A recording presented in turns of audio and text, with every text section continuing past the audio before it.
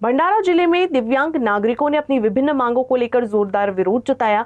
लाड़की बहन तुपाशी और दिव्यांग भाई उपाशी जैसे नारे लगाते हुए प्रहार दिव्यांग क्रांति संगठन की ओर से जिला कलेक्टर और जिला शल्य चिकित्सक को निवेदन सौंपा गया।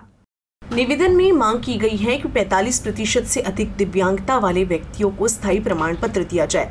साथ ही 100% दिव्यांग प्रमाण पत्र धारकों को जांच के लिए नागपुर भेजना अनिवार्य न किया जाए, बल्कि इसकी सुविधा भंडारा जिला सामान्य अस्पताल में ही उपलब्ध कराई जाए। इसके अलावा दिव्यांग पोर्टल पर पंजीकरण बाहर से कराने की बजाय भंडारा के दिव्यांग पुनर्वास केंद्र से ही किया जाए।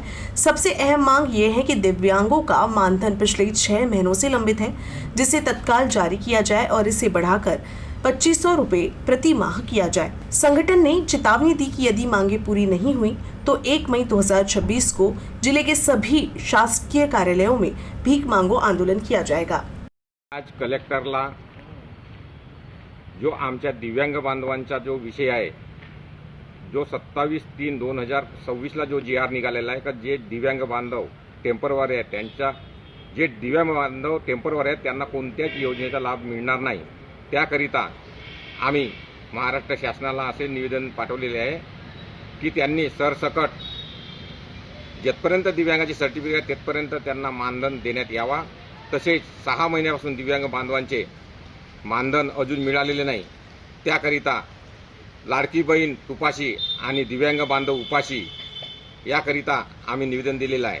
तसेच सिव्हिल सर्जनला सुद्धा आम्ही याच पद्धतीच्या निवेदन दिलेलं आहे की तुम्ही जे टेम्पररी सर्टिफिकेट आहेत ते परमानंट जे खरे गरजू आहेत त्यांना, म्हणजे जे खरे अपंग आहेत त्यांना परमानंट सर्टिफिकेट देण्यात यावे यासाठी आम्ही निवेदन दिलेलं आहे। आणि याच्यानंतर आमची मागणी पूर्ण न झाल्यास आम्ही 1 मेला प्रत्येक तालुक्यात प्रत्येक शासकीय कार्यालयामध्ये जाऊन भीक मागो आंदोलन करणार आहोत।